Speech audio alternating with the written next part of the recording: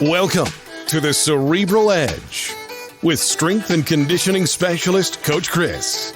Join us for the next 30 minutes as Coach Kris shares ways to improve your health in all areas of your life. Along with his special guests, he strives to give you that cerebral edge to help make you 1% better every day. Now, here's Coach Kris.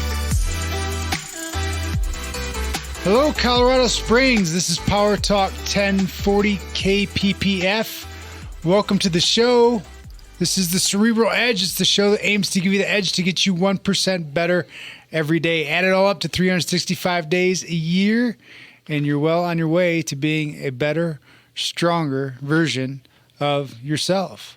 And on the show today, we have Kevin Hayes back with me. I'm on the other side of the console. Yeah, you're over here It's today. like a whole new world over here. I mean, I'm the producer guy normally. I'm the one who's pointing at you and telling you to stretch it out, Kris. Right. Or we got to take a break, Kris. Right. Or shut So up, Kris. do I have to be an informative expert over here?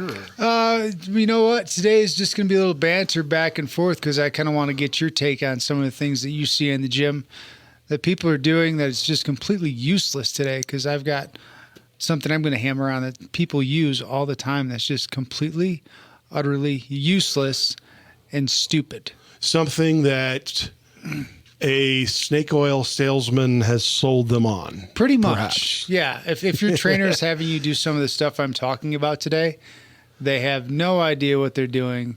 Run away as fast as you can. Okay, well, this will be fun. This will be a This good is time. going to be great. Yeah, and we just got done with a pretty good workout with you today. Yes. I've got the slick sheen going on. The Well, slick sheen. I feel like I've accomplished something. Right? Yeah. Especially when you're trying to put that water bottle to your mouth. You Yes. had a little bit of shake going When on. you got the shaky bottle as it goes to your mouth after the workout, you know you've accomplished something. Yeah. So there you go. Also, it's getting to be fall, right? So It is. Man. There's been a day or two now where we've had that wind that's got a little something extra in it. a little extra crisp. Little crisp going on. So we got to talk about all of the things to be wary of as the temperature drops Yeah. and the weather gets bad, right? Mm-hmm. Because then people want to do what? They want to sit inside. Want to sit inside, They don't want to become friends with the couch, close friends with the couch. binge watching some Netflix or Yeah. whatever they have on their TV, right? Oh, yeah. And I'm guilty as the next guy, man. Oh, it's so easy to do, right? Just sit there with a cup of coffee, right?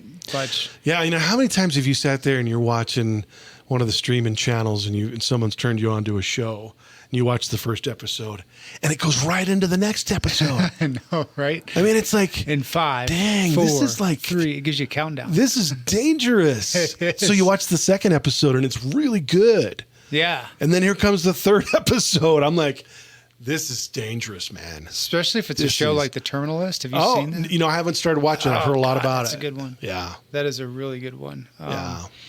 But yeah, so be wary out there, right? Even if it's, you can't afford to go to a gym, you don't want to go to a gym, move your coffee table, right? Exactly. That's one of my favorite things that when COVID happened and somebody ran up to a guy named David Goggins and he goes, Dave, I don't know what to do. My gym's closed. He goes, do you have a floor? He goes, yes. He goes, good. And he walks away. I love it. Love it.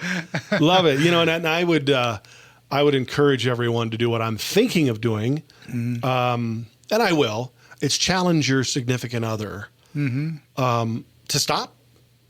Let's do something now. Let's move the coffee table out of the way, or let's just get on the floor and each of us are going to do something. Yeah. I'm going to do 10 push-ups.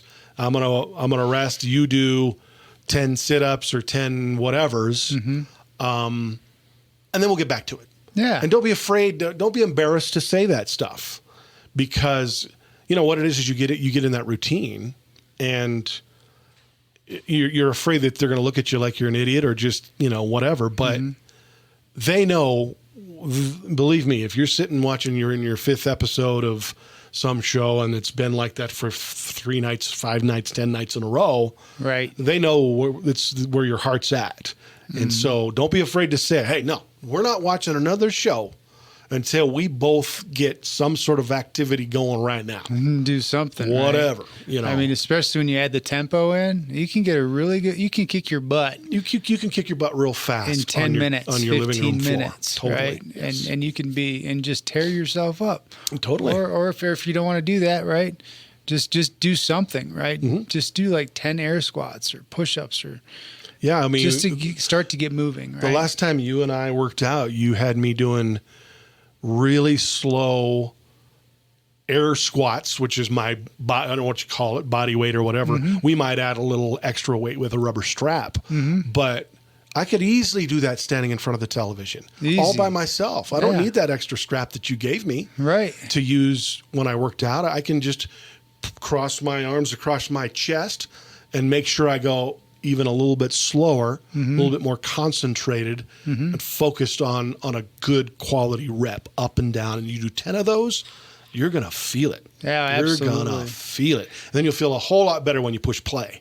Right. You're going to feel a lot better and you'll be more alert and aware. Right.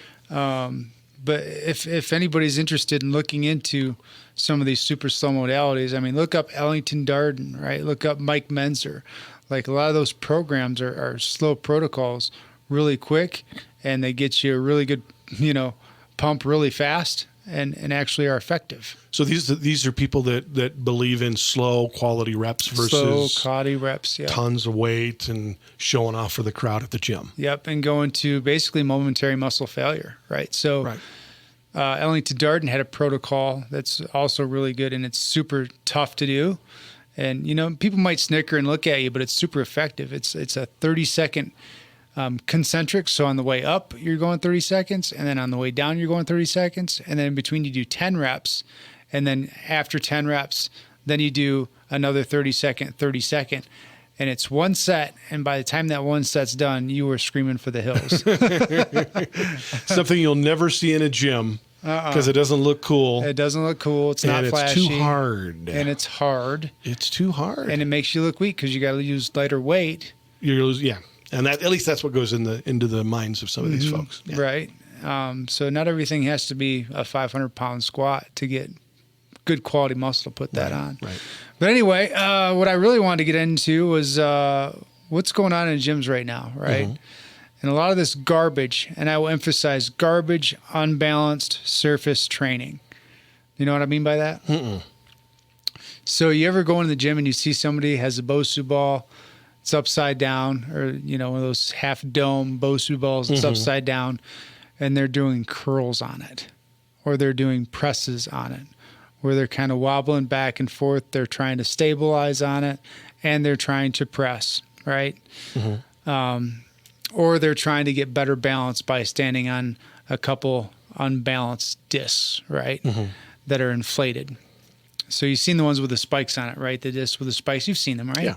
Yeah. People sit there and they stand on them and they think they're getting better balance.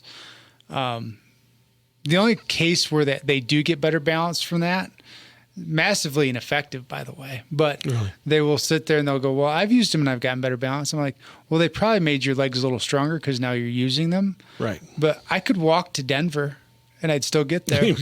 Right? Right. My legs would be nice and strong. They'd be nice and strong. Or I could drive and get to Denver a lot quicker. Right. Right.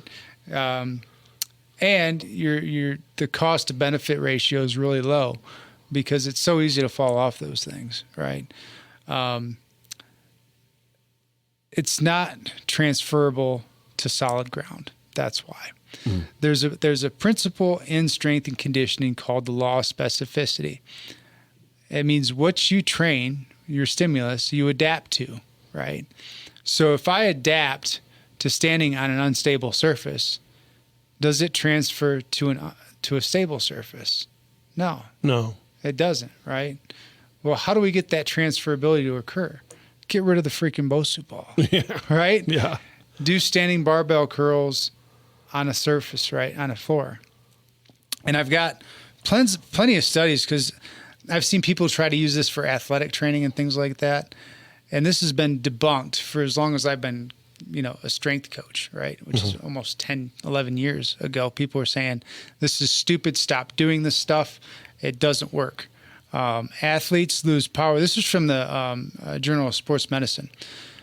International Journal of Sports Medicine. Athletes lose power with unstable surface trainings, and athletes lost up to 60% power in some cases doing training on those things. So going on to a Bosu ball and doing a dumbbell bench press, right? They're doing less weight, right? And they're unstable. So it's like, what are you trying to train? And some will say, well, I'm really trying to train my core. Then why are you doing a chest press too? Are you trying to train your chest, or are you trying to train your core? Yeah. Doesn't make sense, right? Now, if I took a flat bench press and now say I'm dumbbell benching, 150-pound dumbbells, don't you think that's going to get you a little bit more core activation? Yeah. And you're going to be working your chest effectively, or your pushing muscles effectively, versus trying to stabilize on something and press. So a lot of times what happens is people will see these exercises done in a PT setting for a certain reason, for a certain purpose. And then they bring it into the gym and go, oh, this must be how to train. Or they've got somebody that they've hired that they feel confident with because he's got all these new techniques and new things that are different than what everybody else is doing. It's all new and sexy, right? It looks sexy. It looks like you're really working hard, right? But I could, make people look like they're working hard without getting any sort of benefit from it, right? I mean, it's you could do a whole lot of stuff to make yourself physically exhausted without doing anything. Yeah. And this can be dangerous, right? Yeah. You got heavy weights and you're on an unbalanced surface. Yeah. And I would think it would be like a little bit precarious for your spine. Especially when people are sitting there and they're trying to stand on it and do squats, right? Yeah. I've seen people try to stand on a physio ball and do squats. Well, I mean, I'm sure, and there's probably a lot of other things that you can do if you're trying to improve your balance. Yeah, and then you have to look at what that is, right? So if we're trying to improve balance, we got to look at how we're trying to train it and what we're trying to do. Right. If I'm trying to get balance on a stable surface, right, I stand on a stable surface, and then maybe I pick one leg up, right? Mm-hmm. Maybe you brush your teeth, right? Mm-hmm. And you do stand on one leg while you brush your teeth. Right. I really like that because there's really three main components to balance, right? You have your master controller, which is your inner ear, right? Which is that fluid that swashes back and forth in the inner ear. So getting head movement with standing on one foot is massively beneficial, right? Because now you're getting your inner ear to train and you have your foot locked on the ground. So you got really good transferability there. When you're brushing your teeth, right, what are you doing? You're moving your head, right? And you're standing on one foot. So you're getting that fluid to move around a little bit. So you're getting that transferability on a stable surface. You're moving your head around. So you're also getting your inner ear trained. The other thing is there's two other parts to balance, right? And that's proprioception of the foot, right? Or overall strength of knowing where you are in space and time, and your vision. So all three of those kind of triangulate to give you a sense of where you are in space and time. Mm-hmm. So if I'm up on a Bosu ball and I'm just quaking back and forth, my body might be moving, but what's not really moving a whole lot if my body's quaking? Your fluid in your head and that's not moving so your much. inner ear stuff and I mean it's creating a lot of movement down below, but my head's pretty much trying to stay over your center. Head's stable, yeah. So it's really not training balance all that well. And what are you trying to do when you're getting in the gym? Are you trying to get bigger size, right? Are you trying to gain strength? Which I hope that's what you're doing in the gym, because that's what resistance training is about, is gaining size and gaining strength. Okay, if that's the deal, why are you standing on something that's making you lose your strength? You know why? Because your brain's going, this isn't safe. Right. If I'm unstable, I'm not safe, so I'm not going to give you a whole lot of power, right? Exactly. Yeah. And if you don't think I'm telling the truth, right, go stand on a frozen lake and try to do a vertical jump as high as you can. Right. It's probably not going to work out too well. No, it's not. Your legs are going to go, I'm not going to give you that much power because you're slipping all over. That's right. Right? Yeah.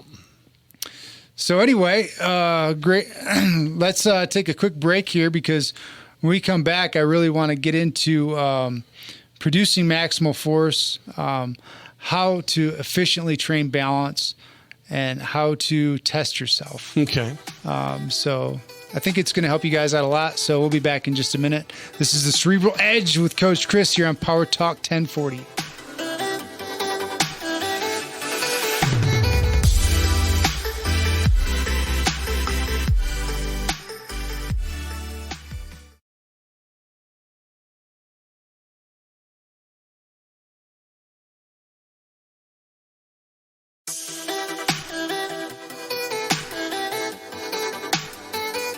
We are back with the Cerebral Edge here on Power Talk 1040 KPPF, talking unbalanced training with Kevin Hayes. Yeah, and I was thinking you were talking before we took the break about why are you training on an unbalanced surface with one of these, what are they, like Bosu balls or something like that? Bosu balls, physio balls. I mean, I could see training on one of those if the rest of your life that was the surface that you walked on. Exactly. So it would be good for perhaps like astronauts. Right. Yeah. Or if you're going to, if you work at a carnival, perhaps like at the state fair in the fun house that's got the uneven surface that's jumping all around, maybe you'd want to train for that when you're going to go to the state fair and go on that particular ride. Other than that, I see no use for it. Good. The guy who sold you on it is seeing a use for it, and it's called dollars. The dollars. And basically what he's probably trying to do is he's throwing bull dung to a wall and seeing what sticks. That's what he's doing. That's what most Hey, people... I had somebody say yes. All right. You want better balance? Oh, I got just the thing. Perfect. This is perfect, right? Oh. Man. So how do we train balance, right? What is it? How do we train it, right? We kind of talked about it a little bit, right? It's our inner ear, visual, and our proprioception, and how we're feeling our muscles, right? And strength has a big thing to do with balance as well. And so once again, we've talked about this before. You see the videos of the elderly person, at a party or whatever, and everybody laughs because they take one step and then they stumble and they're like on an even surface, and they they do the real slow fall, and it's funny and all that kind of stuff. But what's going on with them? The fluid in their inner ear has it gone, or because when we see an unbalanced person, usually it's an elderly person, right? Yeah, and there's several things that are going on with the elderly person, especially in the United States, right? Some of it could be a lot of it's inner ear. But a lot of it is also muscle wasting, right? Sarcopenia is happening to a lot of these older adults because they're not using their muscle. Right. And what they don't understand is that it can come back. If you train, it comes back. I'm training an 85-year-old guy right now, and he came to me the other day. He's like, I cannot believe I'm getting definition in my legs. Right. He's like, I thought that was gone. Yeah. And so it makes sense if you think about the person who's doing that slow, steady stumble where they take a couple steps to the right and then they can't catch themselves, and it seems like it takes a half hour for them to finally fall, and everybody's laughing. And the muscle in their legs that would normally activate and brace them and get them righted is not there. Yeah. Or is not there as well as it should be. Right. And a lot of that's inner ear as well, right? Because that's also reflexive stability. Right. So if I'm falling, right, my inner ear tells me I'm falling real quick, and then it reflexively comes back and activates musculature, particularly type 2X musculature, right, which is the size and strength muscle. So when people lack in size and strength muscle and their inner ear is not very good, right, you've got just a horrible combination for bad balance. Right. And we're seeing that all too prevalently in the United States, right? Like hardly anybody can, I've talked about this before, hardly anybody can get a full squat in the United States. Right. Right. And then as they get older, it's getting hard for them to get out of a chair. Right. Right. And I've been to the Middle East, right? I've been to a lot of different countries where they are down in a full squat. They're 70 years old, standing up perfectly just fine, right? Because they're using their bodies, right?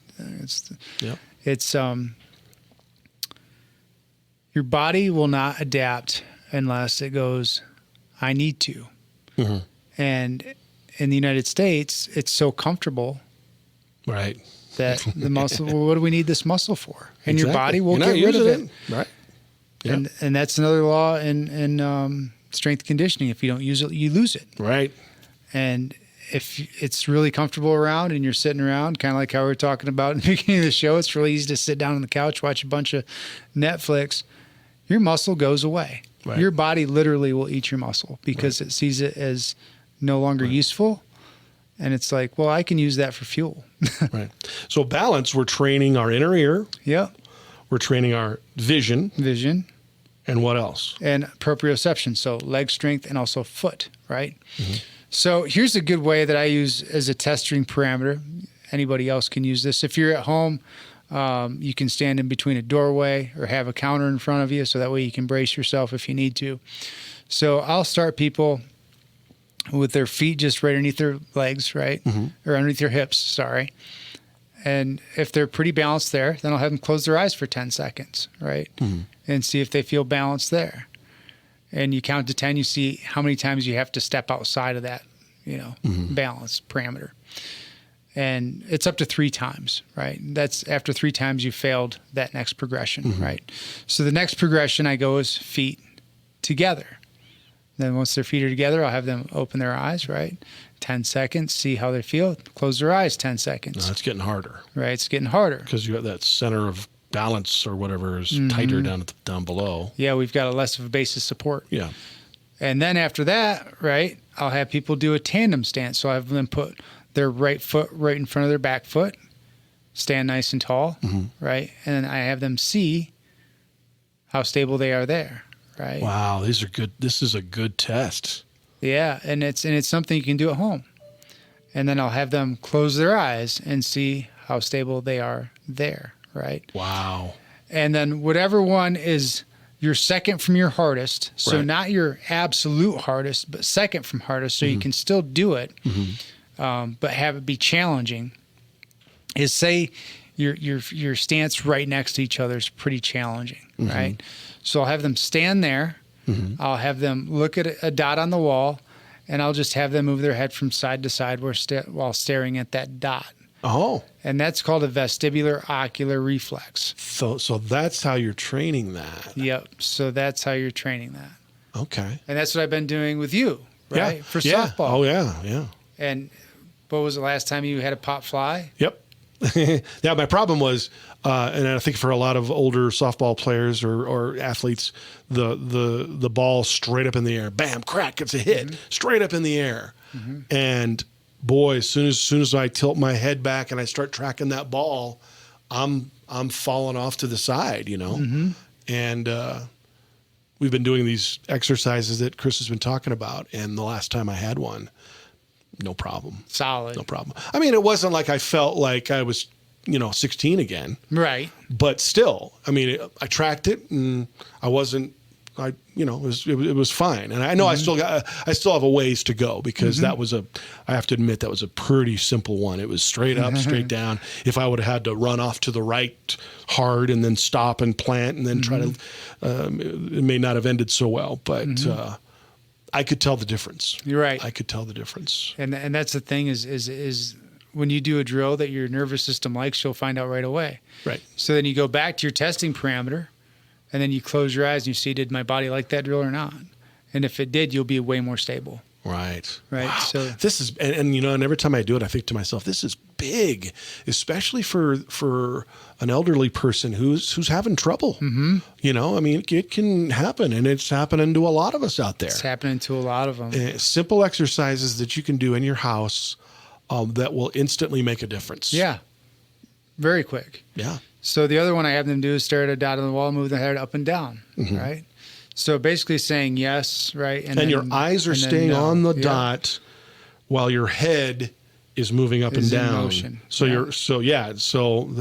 it makes total sense how you'd be training that, whatever you call it, those big words that you said. Yeah. So training that, it's a vestibular ocular reflex, right? Okay. So think about vestibular inner ear, ocular meaning eye, yeah. and then reflex, right? So your eye being able to stay on a target while your head moves. Right. It's the fastest reflex in the human body, basically. Right. So if your trainer isn't doing something in those parameters, having you move your head on a stable surface or walk a beam, something solid, and having you do that stuff, and they put you on a Bosu ball and have you doing squats, fire them. Under the name of, under the guise of balance, fire them. Yeah. It's garbage. Or underneath the guise of building muscle or strength, garbage, fire them. Right. And I do say that there's not a whole lot of things I'll say with prejudice. That I will say with prejudice without a problem. Right. But anyway, this has been the Cerebral Edge on Power Talk 1040. Thank you so much for joining me today. I hope what you heard today will help make you 1% better, because 1% every day adds up, doesn't it? So join me next weekend right here on Power Talk 1040. I'm Coach Kris. Until then, stay strong, Kevin. Yeah. This has been the Cerebral Edge on KPPF. Have a question for Coach Kris? Email him at cerebraledge1@gmail.com. That's cerebraledge1@gmail.com. Join us next Saturday at 1 p.m. and Sunday at 10:30 a.m. for another episode of the Cerebral Edge with Coach Kris on Power Talk 1040 KPPF.